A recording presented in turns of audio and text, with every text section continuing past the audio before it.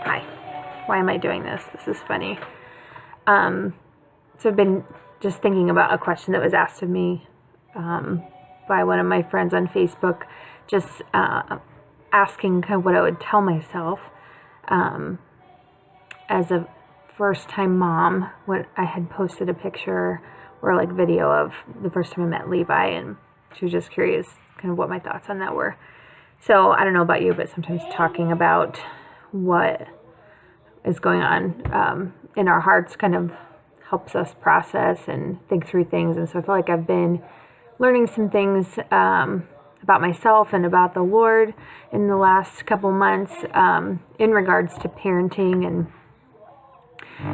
kind of things that I didn't realize were difficult for me, or I don't know what.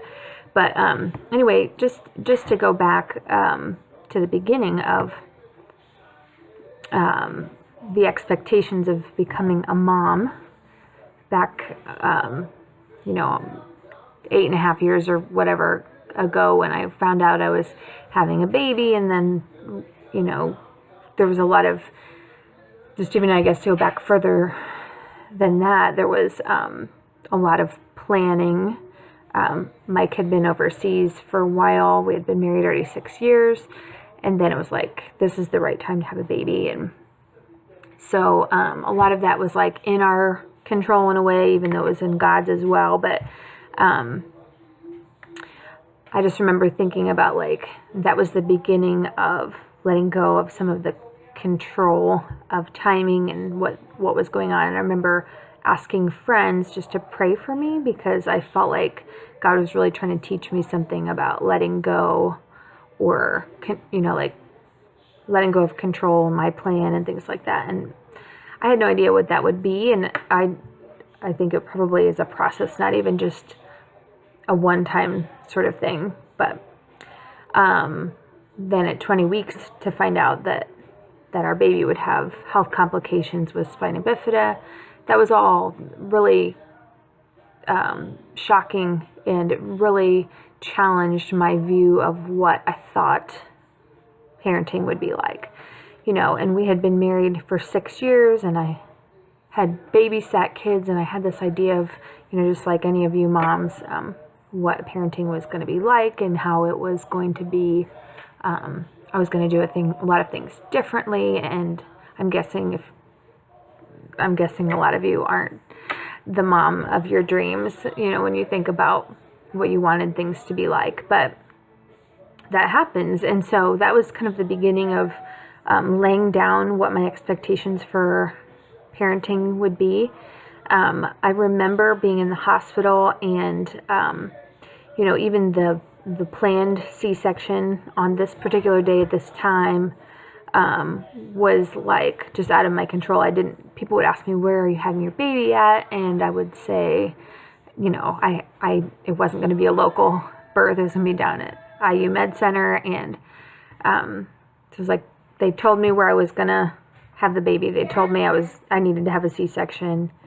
And so it just felt like a really different, my friends were all having babies in the birthing centers that were brand new, and all of that was just, laying down the expectation or whatever. And so I remember the first time that I felt like I was a mom was when, like, I didn't hold Levi or anything in the beginning. I had the C-section, and then they took him away for his first surgery. So when I kind of came back to, when I woke up from my C-section, all of that, I got to come upstairs, and I remember the only thing I could do while he was laying there recovering from his surgery was just to clean him off. And so I just, it was like the first time I felt kind of connected to him, even though I had seen him and held his hand and things. I think some of you probably saw that video, but like just taking care of him and in the best way that I could in that moment. And then later on, taking care of him by like providing breast milk for him, even though I couldn't nurse him. And it was like the only way that I could feel connected to him in that moment. And I just remember sitting there like, this is the best I could do. And I felt really proud about those two things. And I had to really focus on that because everything else was not how I had expected to my first moments with my baby to be and things like that when I envisioned this in my life.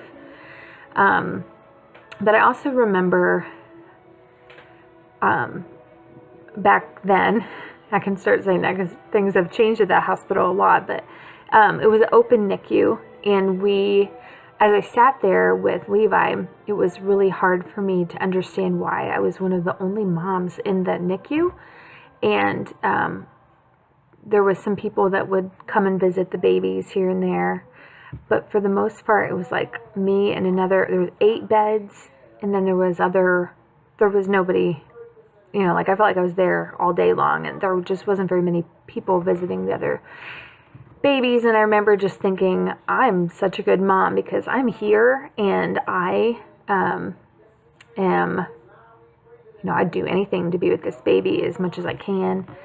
And so I remember hearing the nurses talk about one family specifically where the mom had other kids and a job, and I still just kind of felt like no excuse, And just looking back on that, this is a big thing that I think just this past week challenged me, because now I have 4 kids now, and 3 of my 4 have been in the NICU, which is just really funny, all for different reasons.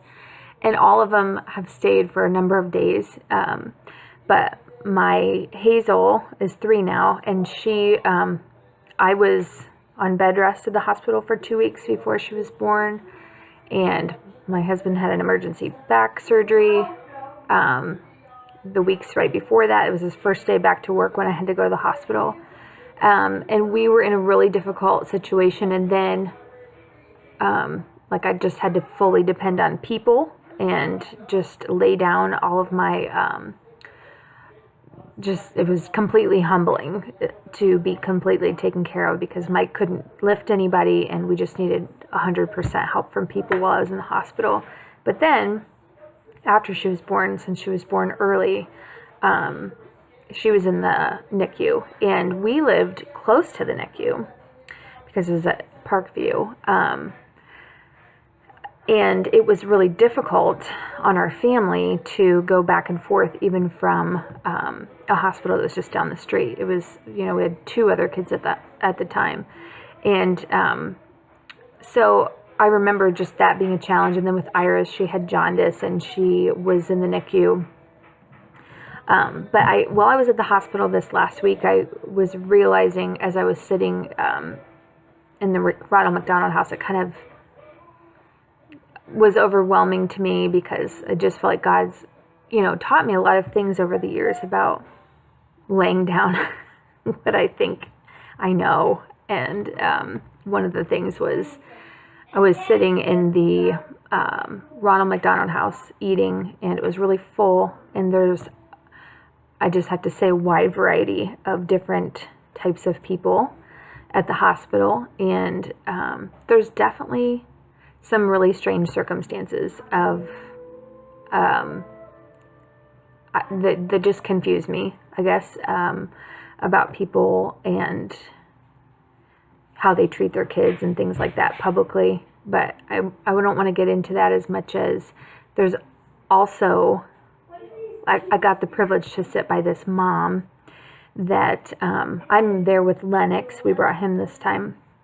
And then there was another mom that was sitting there, and she was tired, and they had been at the hospital for a while. And I didn't get to talk to her too much, but it's like, I think it just, so there was her on one side, and then there was another gal on the other side of me, and she was also very sweet. And I heard her talking on the phone about how she had other kids at home, and her husband's car broke down, and she was at the hospital, kind of stuck there, and neither of them were in town, and so I was just I guess I was really overwhelmed sitting there for the minute, because it brought me back to when I was sitting in the NICU and wondering why aren't people visiting these babies and things like that. And I just thought I was really the best mom in the NICU. to be honest. And then I started thinking about, like, I'm sitting by these ladies and I'm like, I totally get what they're going through. If they have other kids, they're trying to figure out, how am I going to go home and take this kid where they need to go? And the car rides aren't working out and things like that. And so, I was just overwhelmed with, like, compassion and kind of embarrassment of, like, the me, I guess, 8 years ago, sitting there, not really knowing, but, there's so many things that I thought I was probably the best mom in that situation. And that's arrogant to say, but it was like, I felt like I took a lot of pride in caring for Levi and doing a good job at it and doing, learning every single thing I could and all of this stuff. I would investigate all the time, had questions to ask. And it was just really funny because there was that situation, but another thing that had happened was that I was really sick this past surgery. I was not feeling well, and the whole time I was in the pre-op room, when I would normally ask all the questions and come across as a very interested mom who knows everything about their kid, because I do, I guess I take pride in that, But instead, I was sitting in the corner, like, trying not to throw up because the rest of our kids had done that the night before. And I just did not feel well, and I had a fever, and I'm just sitting there, like, just waiting for them to hook him up and take him back literally so I could just sit in the waiting room and just hope that I was okay. And so, I don't know, it was pretty funny because it again brought me back to those, like, first moments of, like, judgment for people who don't seem like they care about their kid, or, all these thoughts that I have of, like, come on, people, get with it. This is your kid. It's really important. And like I said, there's really a variety of people that you end up encountering, and this could be true for some cases, but to put a broad like judgment on parents and their situations, I just felt like, okay, well, I'm the mom sitting there not making eye contact hardly with the nurse and trying to hold it together and not really knowing what she's saying. And so all this to say that I really feel like it is important to think about the entire situation of why people are doing what they're doing, and we don't always know the whole story. And sometime when you see, like, I saw that one of those moms that I had met at the Ronald McDonald House, I saw her later with her kid, and her kid was having just a difficult time, and it was like obvious they were living at the hospital for a little while, and the mom was, like, stressed out. And my first thought, like, I was thinking about, I would normally be like, whoa, what's up with that, mom? But then it's like I had sat with her for a little while and heard the stress that her family was going through. And it made me just be like, yep, I would be in that situation too. And so, I don't know, I think we can make all these judgments of how things should be, but then I think that we ourselves get to be in positions a lot of times where things happen a lot differently than how we would expect. And, our kids might misbehave because they've been at the hospital for a really long time, or, we might cry in public, or somebody might, like, flip out on a staff person, and all of these things, like, although that's not ideal and what we want to do, like, we just don't ever know why people are in that situation. So I think I'm just viewing other moms with a lot more compassion these days. If I were to answer that question of, like, what would I have told myself, like, I would have been like, you're really prideful. You don't know why that baby's not getting visited because it's a single mom and she lives an hour or two away and she can't miss work because she's going to end up with a lot of bills. And it doesn't make you a better mom because you're here. Because when I had to come home, when my baby was in the NICU, when Hazel was in the NICU, I loved her so much, and I lived down the road, and sometimes I left her there because I was so tired from not getting sleep at the hospital, and I gave her breast milk for the nurses, and I even, one time, let them give her formula. And it's just like, sometimes you do that stuff. And so anyway, this is an unnecessary post, but I think I'm just processing all of that of, we just don't know what other people are going through. Even when they misbehave in public or act really, really weird, we just have no idea. So I don't know anything at this point, but I'm still learning those things. And there's Lennox. I hope you guys have a good day.